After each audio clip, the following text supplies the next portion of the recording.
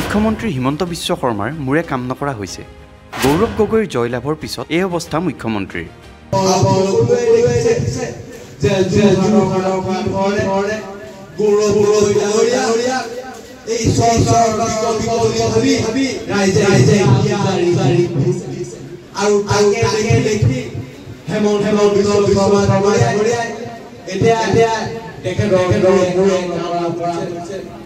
প্ৰধানমন্ত্ৰী নৰেন্দ্ৰ মোদী আৰু হিমন্ত বিশ্ব শৰ্মাৰ চেহেৰা একেই হৈ পৰিছে।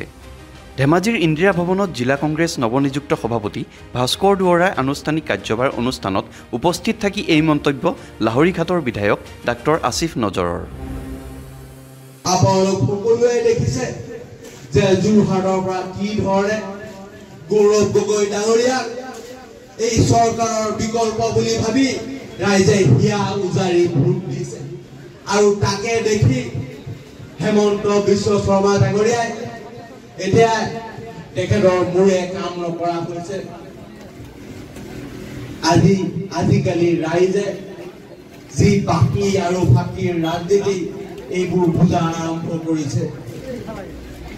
আপোনালোকে যদি মন কৰে মূল্য বৃদ্ধি নিবনুৱাৰ সমস্যাটো আছে, কিন্তু কণা সাহস প্ৰদান দিয়াৰ দৰে এইখন চৰকাৰে মহিলাসকলকো ঠগি আছে।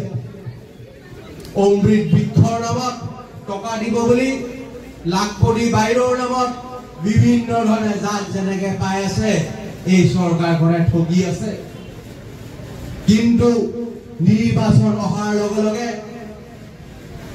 এই বিজেপি চৰকাৰে ধৰ্মৰ নামত ৰাজনীতি কৰা আৰম্ভ কৰি দিয়ে। তেতিয়া চাব হেলিকপ্টাৰ দি মুখ্যমন্ত্ৰী বিভিন্ন মন্ত্ৰী আহি পেলাই পঞ্চায়তে গৈ পেলাই মিটিং কৰিব আৰু অকল ধৰ্মীয় মেৰুকৰণৰ ৰাজনীতি কৰি মূল্যবৃদ্ধি নিবনুৱাৰ সমস্যা এই সকলোবোৰ বস্তু চেৰ পেলাই এই অসমখনৰ সম্পদবোৰ এপতকৈ বিক্ৰী কৰি এইখন চৰকাৰে আকৌ চৰকাৰ বনাবলৈ মানুহৰ ৰাইজৰ মাজত সোমাই যাব। আগন্তুক পঞ্চায়ত আৰু পৰিষদীয় নিৰ্বাচনৰ প্ৰাক্ষণত ধেমাজি জিলা কংগ্ৰেছৰ নতুন সভাপতি নিযুক্তি দিলে অসম প্ৰদেশ কংগ্ৰেছ কমিটিয়ে। সোমবাৰে ধেমাজিৰ ইন্দিৰা ভৱনত আনুষ্ঠানিকভাৱে কাৰ্যভাৰ গ্ৰহণ কৰিলে যুৱনেতা ভাস্কৰ দুৱৰাই।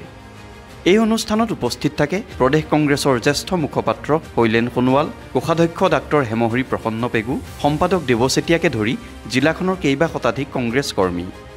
ইফালে আজি দায়িত্বভাৰ গ্ৰহণ কৰাৰ পিছত নৱনিযুক্ত জিলা সভাপতি ভাস্কৰ দুৱৰাই পঞ্চায়তে তৃণমূলৰ কৰ্মীসকলৰ সৈতে সম্পৰ্ক কৰি আগন্তুক দিনত দলৰ সাংগঠনিক ভেটি সবল কৰিবলৈ নামি পৰিব বুলি জানিব দিয়ে। প্ৰথমে অসম প্ৰদেশ কংগ্ৰেছ কমিটিৰ সন্মানীয় সভাপতি ভূপেন বৰা ডাঙৰীয়াক ধন্যবাদ জ্ঞাপন কৰিছোঁ, কাৰণ আমাৰ ধেমাজি জিলা কংগ্ৰেছ কমিটি শক্তিশালী কৰাৰ উদ্দেশ্যে বিভিন্ন জাতি জনগোষ্ঠীৰ লগত কাম কৰিবৰ কাৰণে আজি বিভিন্ন ধৰ্মাৱলম্বী মানুহৰ লগত কাম কৰিবৰ কাৰণে NSUI ইউথ কংগ্ৰেছ, যুৱ কংগ্ৰেছ, মহিলা কংগ্ৰেছ, সেৱা দল আৰু বিভিন্ন আমাৰ যিবোৰ চেল আছে সকলো লগত একেলগে কাম কৰিবৰ কাৰণে আমাক যিটো দায়িত্ব দিছে আমি তেওঁলোক প্ৰথমে ধন্যবাদ জ্ঞাপন কৰিছোঁ।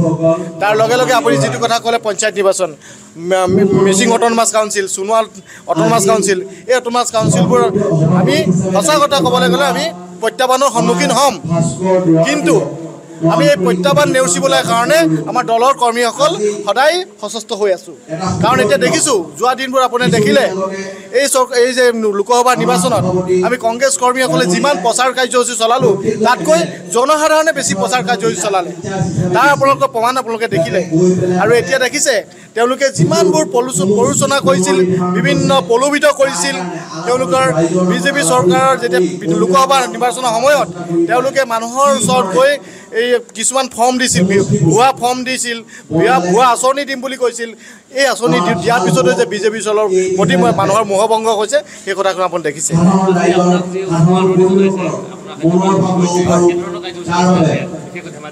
আজি আমি বিশেষ বেলেগ বুলি নাই, সকলো দলৰ কৰ্মকৰ্তাৰ লগত আৰু জ্যেষ্ঠসকলৰ লগত আমি এটা ভাৱ বিনিময় কৰিছোঁ। আমি দলৰ দায়িত্ব লৈছোঁ, তেওঁলোকৰ পৰা আশীৰ্বাদ বিচাৰিছোঁ। অহা দিনবোৰ দলটো শক্তিশালী কৰাত তেওঁলোকৰ পৰা আমি আশীৰ্বাদ সদায় কামনা কৰিছোঁ।